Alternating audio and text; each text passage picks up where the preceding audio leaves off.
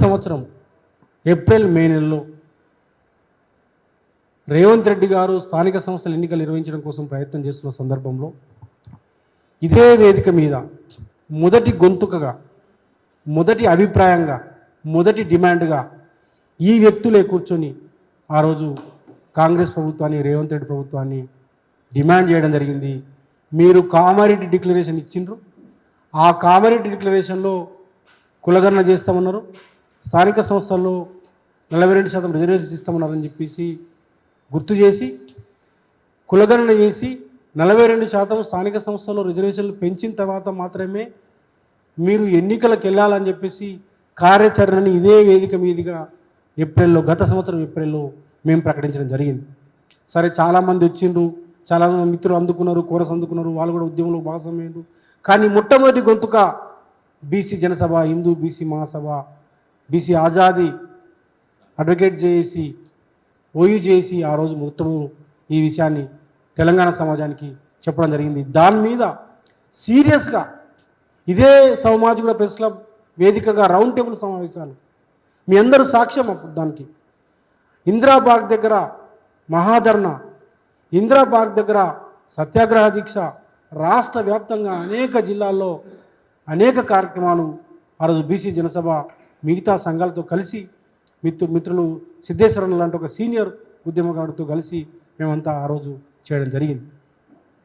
ఈ ఉద్యమానికి, బీసీల యొక్క పోరాటానికి మీరు భయపడి రాహుల్ గాంధీ ప్రెజర్ కూడా మీపై ఉండడం వల్ల రేవంత్ రెడ్డి గారు మీరు కులగణన చేస్తాను ముందుకు వచ్చారు. అప్పుడు కూడా రకరకాల ఎత్తు వేసారు. మీరు కమిషన్ వేయకుండా, డెడికేటెడ్ కమిషన్ వేయకుండా కులగణన చేస్తాను ముందుకు వచ్చారు. అట్లా చేస్తారు, డెడికేటెడ్ కమిషన్ ఇవ్వకపోతే న్యాయ చిక్కులు వస్తాయని చెప్పేసి మేము ఇదే వేదిక మీద డెడికేటెడ్ కమిషన్ వేయండి, కొంతమంది మేధావుల సలహాలు తీసుకోండి, ముఖ్యంగా చిరంజీవి గారు, సింహాద్రి గారు, జస్టిస్ ఈశ్వరయ్య లాంటి యొక్క సలహాలు తీసుకోమని చెప్పేసి ఇదే వేదికగా మేము ఆ రోజు రేవంత్ రెడ్డి గారికి లెటర్ కూడా రాయడం జరిగింది. దాంతో వారు ఎన్నికొచ్చి మళ్ళీ డెడికేటెడ్ కమిషన్ కూడా వేయడం జరిగింది.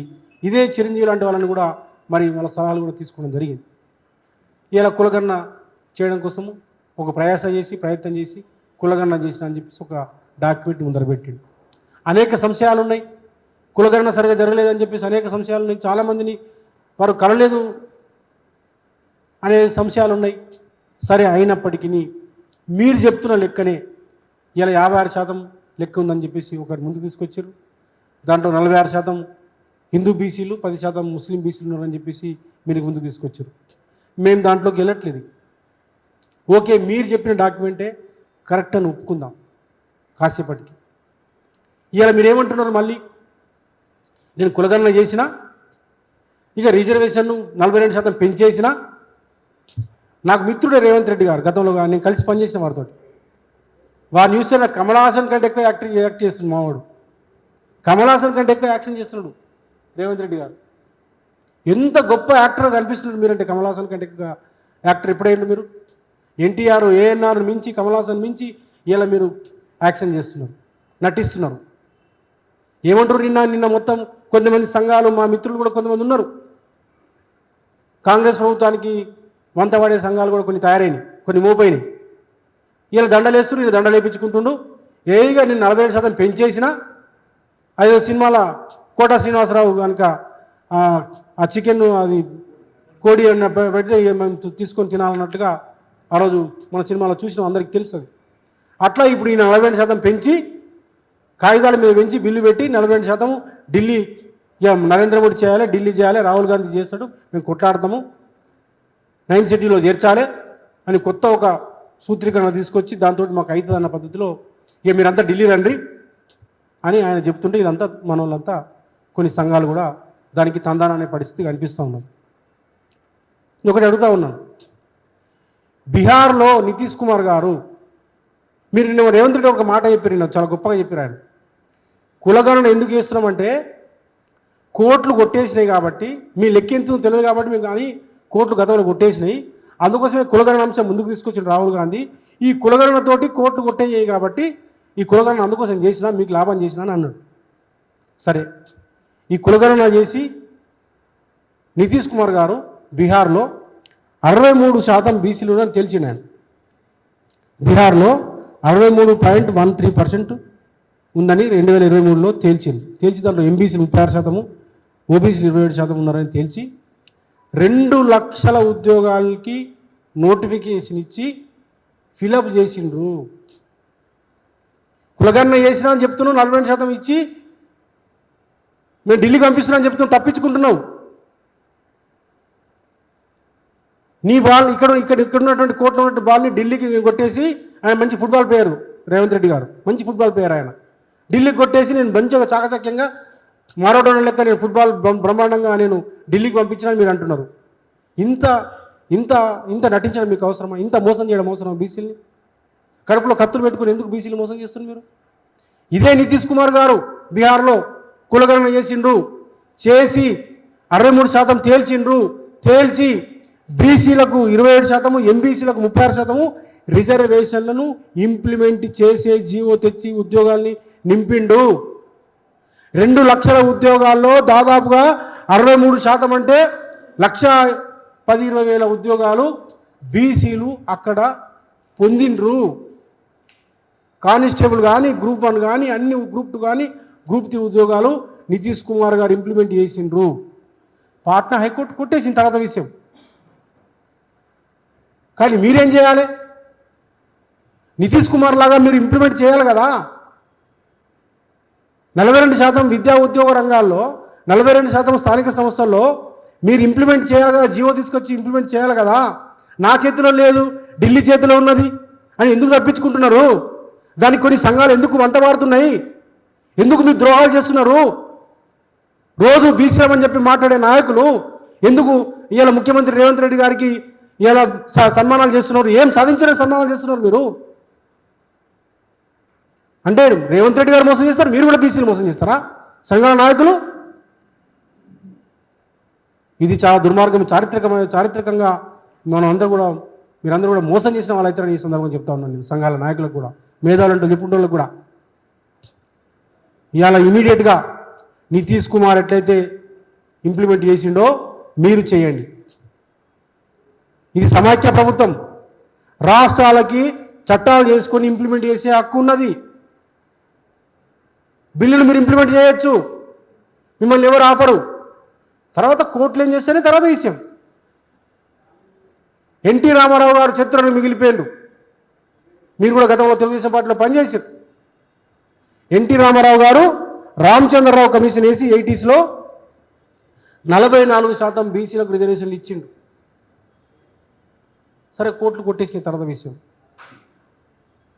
మేము ఒకటే చెప్తా ఉన్నాం, ఎన్టీ రామారావు గారు లాగా, నితీష్ కుమార్ లాగా మీరు ఇమీడియట్గా ఈ రిజర్వేషన్లని 2 జీవోలు తీసుకొచ్చి స్థానిక సంస్థల్లో రిజర్వేషన్లకు ఒక జీవో, విద్యా ఉద్యోగ రంగాల్లో రిజర్వేషన్లకు ఒక జీవో తీసుకొచ్చి ఇమీడియట్గా ఇంప్లిమెంట్ చేయాలని చెప్పేసి బీసీ జనసభ, మిగతా హిందూ బీసీ మహాసభ, మా సంఘాలు, విద్యార్థులు అందరం కూడా మేము డిమాండ్ చేస్తూ ఉన్నాం. ఇవాళ మీరు 9th షెడ్యూల్ అని కూడా ఒక అంశం తీసుకొచ్చిండ్రు. 9th షెడ్యూల్లో ఏదైతే తమిళనాడులో బ్రహ్మాండంగా 9th షెడ్యూల్లో చేర్చుకొని వాళ్ళు కొట్లాడి కేంద్ర ప్రభుత్వం మీద ఒత్తిడి తీసుకొచ్చి మరి ఆ రోజు జయలలిత గారు 9th షెడ్యూల్లో మరి చేర్చుకోవడం జరిగింది. దాన్ని కోర్టులు కొట్టేయని పరిస్థితి కనిపిస్తున్నది. 9th షెడ్యూల్లో చేర్చడం కోసం కొట్టాడదాం, అది సెకండరీ. కానీ ఫస్ట్ మీరు ఇక్కడ ఇంప్లిమెంట్ చేయండి. మీరు ఇక్కడ ఇంప్లిమెంట్ చేసి మీ నిజాయితీ నిలుపుకొని, మీరు ఇచ్చిన మాటను నిలుపుకొని, రాహుల్ గాంధీ గారు చెప్పిండ్రు, పదే చెప్తున్నారు ఎవరెంత ఉంటే అంత వాటా ఇస్తామని చెప్పేసి. అట్లాగే మీరు కూడా చెప్పిండ్రు, ఇప్పుడు కూడా చెప్తున్నారు. కాబట్టి మీ నిజాయితీ ఎప్పుడు నిరూపించబడుతుంది? మీరు 42% రిజర్వేషన్ని విద్యా ఉద్యోగ రంగాల్లో మా పిల్లలకు ఉద్యోగాలు ఇచ్చినప్పుడు, అట్లాగే 42% స్థానిక సంస్థల్లో మాకు రిజర్వేషన్లు ఇచ్చినప్పుడు మీరు నిజాయితీ పనులుగా నిలబడతారు. తప్పించుకొని మారోడోనలాగా బ్రహ్మాండంగా మీరు ఫుట్బాల్ ప్లేయరు, కమల్ హాసన్ లెక్క మంచిగా యాక్టర్ అయిపోయినారు. ఇప్పుడు బ్రహ్మాండంగా అందరినీ దబాయిస్తున్నారు. నిన్న నేను ఇట్లా చేసినా అట్లా చేసిన, నేను ఫౌండేషన్ వేసినా, మీరు దీన్ని కాపాడుకోవాలి, కూలగొట్టుకుంటారా ఉంచుకుంటారా మీ ఇష్టం, నేనైతే అద్భుతంగా చేసినా, నేను మరో పూలేనైనా మరో అంబేద్కర్నైనా అని ఆస్కార్ లెవెల్లో మీరు నటిస్తున్నారు. రేవంత్ రెడ్డి గారు, ఇంత దిగజాడడం అవసరం మీకు?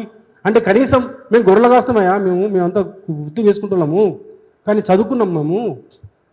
మా అయ్య మా తాత ముత్తాతలు అంటే చదువుకోలేదు.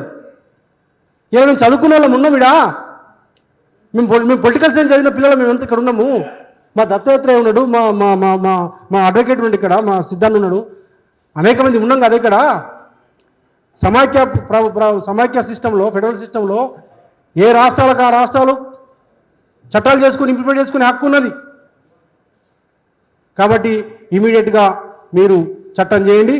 9th షెడ్యూల్ ఇంకొక అంశం చెప్తున్నాను నేను, చాలామంది తెలియదు, కొంచెం తెలుసు కొంచెం తెలియదు. 9th షెడ్యూల్లో చేర్చిన తర్వాత కూడా అది గ్యారంటీ లేని పరిస్థితి కనిపిస్తున్నది. ఎందుకంటే సుప్రీంకోర్టు 2007లో ఒక జడ్జిమెంట్ ఇచ్చింది. I R Coelho commission, I R Coelho విషయంలో సుప్రీంకోర్టు ఒక జడ్జిమెంట్ ఇచ్చింది. 1973 తర్వాత law added to the 9th schedule after 1973 could be challenged if they violated the basic structure of Indian Constitution. 72 తర్వాత 9th షెడ్యూల్లో చేర్చిన అంశాన్ని సుప్రీంకోర్టు న్యాయ సమీక్ష చేయొచ్చు అని చెప్పేసి ఆల్రెడీ ఒక జడ్జిమెంట్ వచ్చింది 2007లో. అంటే ఆపరేషన్ సక్సెస్, పేషెంట్ డెడ్. ఇదే కదా రేవంత్ రెడ్డి గారు మీరు చేస్తుంది. కాబట్టి ఇమీడియట్గా మేము డిమాండ్ చేస్తున్నాము, మీరు 2 జీవోలు తీసుకొచ్చి ఉద్యోగాలు ఇవ్వండి. లేకపోతే మరో తెలంగాణ ఉద్యోగం లెక్క మా పిల్లలందరూ రోడ్ల మీదకి వస్తారు. మాకు మా ఉద్యోగాలు కావాలి. ఆ రోజు తెలంగాణ కోసము మేము అరెస్ట్లు అయినాం, మేము జైలుకు పోయినాం, మా పిల్లల ఉద్యోగాల కోసం మా ఉద్యోగాలు వదులుకున్నాం. ఆ రోజు నేను గ్రూప్ 1 మెయిన్స్ రాసిన 2 సార్లు. మా పిల్లలందరూ కూడా చాలామంది ఉద్యోగాలు వదులుకొని మా పిల్లలకు ఉద్యోగాలు వస్తాయని చెప్పేసి మా ఉద్యోగాలు మాకు కావాలని ఆ రోజు మేము కొట్లాడినాము. వచ్చిన తెలంగాణలో ఇలా మా వాటా మాకు రావాలి. మేము బీసీలం 56% ఈ రాష్ట్రంలో ఉన్నాం. ఇమీడియట్గా 42% విద్యా ఉద్యోగ రంగాలకు సంబంధించి ABCD ఈ గ్రూపులు ఉన్నాయి. మాకు 4 గ్రూపులు. ఎవరికి 42%లో ఎవరి జనాభా ఎంత ఉంటే అంత ABCD ఈ గ్రూపుగా వర్గీకరించాలి. దామాషా ప్రకారం ఏ గ్రూపులో ఉన్న వాళ్ళ జనాభా ఎంత ఉన్నది, B గ్రూప్లో ఉన్న వాళ్ళ జనాభా ఎంత ఉన్నది, C గ్రూప్లో ఉన్న జనాభా ఎంత ఉన్నది, D గ్రూప్లో ఉన్నది ఎంత ఉన్నది, ఈ గ్రూప్లో ఎంత ఉన్నది. ఈ 5 కేటగిరీలకు సంబంధించినటువంటి జనాభా దామాషా ప్రకారము ఈ 42%ని డివైడ్ చేసి వర్గీకరణ చేసి మా ఉద్యోగాలు మాకు ఇవ్వాలి. ఎందుకంటే ఆల్రెడీ వర్గీకరణ ఉన్నది, మాకు ఇక్కడ ప్రాబ్లం లేదు. కాబట్టి ఇమీడియట్గా జీవో తీసుకురండి, ఇంప్లిమెంట్ చేయండి. అట్లా చేయకుండా మీరు కమలాసన్ లెక్క నాటకాలాడి మారడోన్ లెక్క మేము ఢిల్లీకి పంపిస్తాం, మీరంతా మా ఎంటర్ రండి అని చెప్పేసి అంటే వస్తాం. ఫస్ట్ నువ్వు రా, ఫస్ట్ నువ్వు ఇంప్లిమెంట్ చేయి. ఇంప్లిమెంట్ చేసినా కూడా నీతో ఢిల్లీకి వస్తాం. ఢిల్లీకి వచ్చినా కూడా మోడీ సంగతి మిగతా సంగతి మనం చేసుకుందాం. మొత్తం 56% బీసీలు ఏంటి వస్తారు, ఎప్పుడు వస్తారు? నువ్వు 42% మాకు ఇక్కడ ఇచ్చిన తర్వాత, నువ్వు స్థానిక సంస్థలు ఇంప్లిమెంట్ చేసిన తర్వాత, నువ్వు విద్యా ఉద్యోగ రంగాల్లో మాకు ఇంప్లిమెంట్ చేసిన తర్వాత మేము వస్తాం. మేము కానీ ఉట్టిగానే మేము మీకు బెల్లం చూపిస్తాం, మోచేతికి బెల్లం పెడతాం, మీరు రండి అంటే రావడానికి మేము గొర్రెలం కాదు, మేము మేకలం కాదు. మేము గొర్రెలు కాసిన వాళ్ళమే, మేకలం కాసిన వాళ్ళమే. మాకు మనసును కూడా కావడం తెలుసు, మాకు రాజ్యాంగం తెలుసు, మాకు చట్టాలు తెలుసు. కాబట్టి రేవంత్ రెడ్డికి చెప్తున్న ఖబర్దార్, నువ్వు ఇమీడియట్గా ఇంప్లిమెంట్ చేయి. చేయకపోతే ఇమీడియట్గా దీనికోసము మొత్తం మేధావులతోటి అన్ని కుల సంఘాలతోటి 27వ తారీఖు నాడు మేము ఒక రౌండ్ టేబుల్ సమావేశం పెట్టబోతా ఉన్నాం, ఈ మార్చి 27వ తారీఖు నాడు. అట్లాగే ఏప్రిల్ 12వ తారీఖు నాడు వేలాది మందితోటి ఇందిరా పార్క్ దగ్గర ధర్నా కార్యక్రమం చేస్తాము. తర్వాత ఇంకా అవసరమైతే ఇంకా కార్యాచరణ చేస్తాము. ఈ తెలంగాణ ప్రాంతంలో ఉన్న బీసీలు అందరం కూడా ఎటువంటి త్యాగాలకైనా సిద్ధంగా ఉన్నాము. మా పిల్లలకు మాకు ఉద్యోగాలు కావాలి. మా జనరేషన్ పోయింది. మేమంతా రోడ్ల మీదకి వచ్చి ఉద్యమాలు చేసి మేము ఎట్లా ఉద్యోగాలు పోగొట్టుకున్నాము. కానీ మా తమ్ముళ్ళకు, మా పిల్లలకు ఉద్యోగాలు రాకుండా ఉంటే ఊరుకునేదానికి సిద్ధంగా లేము. ఇప్పటికీ ఈడబ్ల్యూఎస్ పేరిట ఇలా 10% రిజర్వేషన్ పోయినాయి. SC ST సోదరులకి వాళ్ళ జనదామాస ప్రకారం వాళ్ళకి వస్తున్నాయి. మేమేం పాపం చేసినాం? మాకెందుకు రావద్దు ఉద్యోగాలు? మా పిల్లలు ఎందుకు ఉద్యోగాలు చేయొద్దు? కాబట్టి మరో తెలంగాణ పోవటానికి మేము సిద్ధమవుతున్నాము. మా ఉద్యోగాలు మాకు కావాలి, మా ఉద్యోగాలు మాకు కావాలి, మా వాటా మాకు దక్కాలి. ఇమీడియట్గా నువ్వు ఇంప్లిమెంట్ చేయి.